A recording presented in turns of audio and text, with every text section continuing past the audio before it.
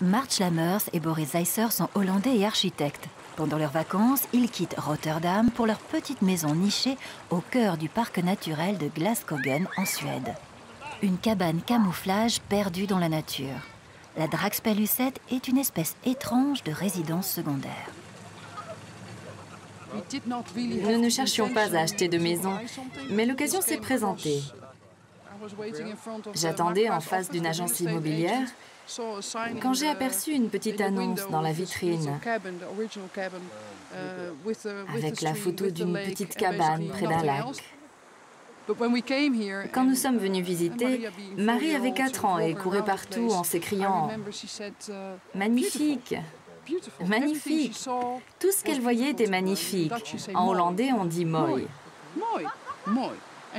Elle était complètement fascinée, presque amoureuse de cet endroit. La maison semble sortie d'un conte pour enfants. March et Boris appellent ce type d'architecture de l'art déco, D'-E-C-O.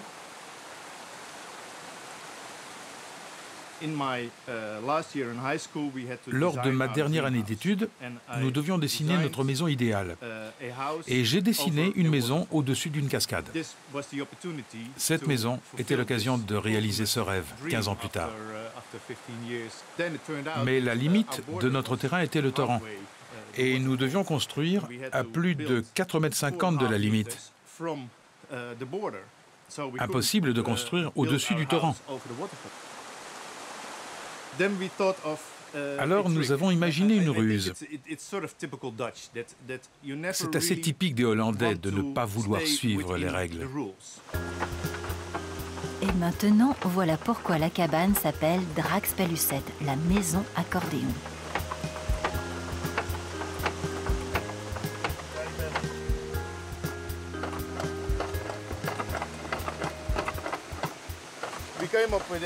Nous avons imaginé une partie mobile qui ne serait pas considérée comme la maison officielle.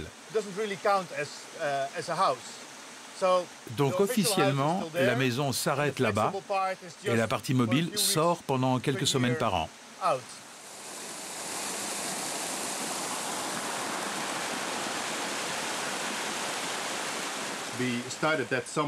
Pendant l'été 2001, nous avons amené une douzaine d'amis qui travaillent tous dans le bâtiment et la construction. Oui, ce sont d'excellents travailleurs. Il suffit de bien les nourrir. Nous avons mis 3 étés à construire la maison, soit au total 8 semaines de travaux pour toute la structure de base.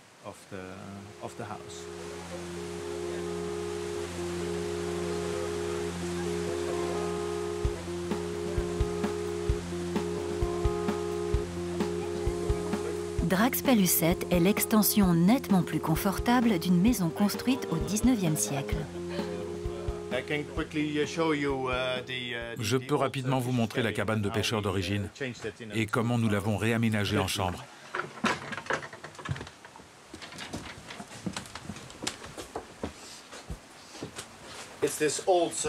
Alors dans cette ancienne petite cabane, il y avait un étage très bas de plafond. On ne pouvait même pas tenir debout. On a enlevé le plafond et tout l'intérieur. On a mis un nouveau revêtement et une bonne isolation pour que nous puissions survivre en hiver. C'est très confortable.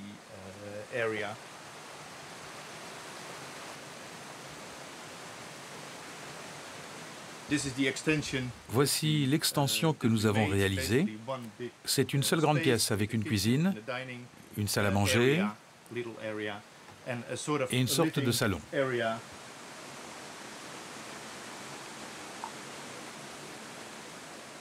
Il y a une structure verticale. À l'extérieur, un revêtement en bois, à l'intérieur également, et entre les deux, un isolant, comme dans une maison traditionnelle.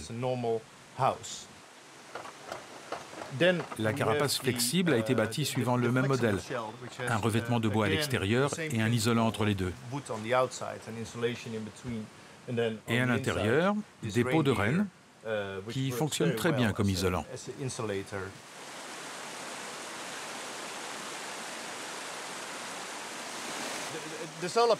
Les panneaux solaires ne fournissent de l'électricité que pour les chambres et pour recharger les téléphones. C'est tout ce dont nous avons besoin. Ce confort frustre n'effraie pas les amis qui viennent en vacances bien souvent après avoir participé à la construction.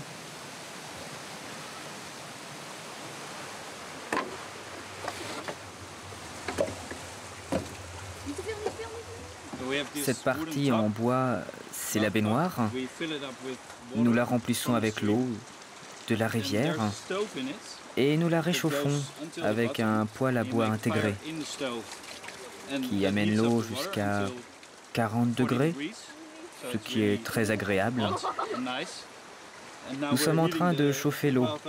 Pour le moment, elle est à 12 degrés, assez froide. Mais le poêle devient très chaud, donc nous le refroidissons un peu. Ici, c'est le bar. Le soir, on met des verres, du cognac, du whisky, toutes sortes de boissons. C'est très relaxant.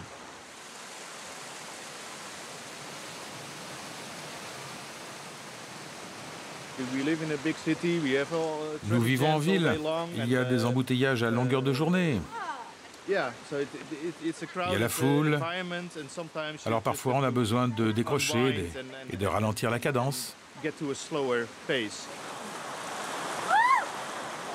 Les enfants citadins s'adaptent particulièrement bien au changement de milieu.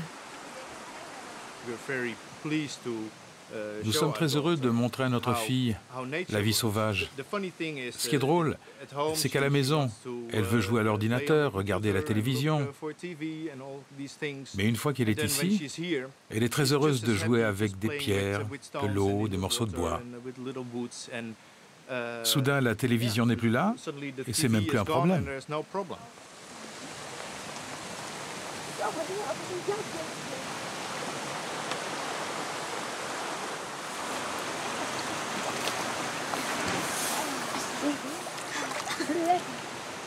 Drax Pellucette a peu de besoin du bois, du soleil.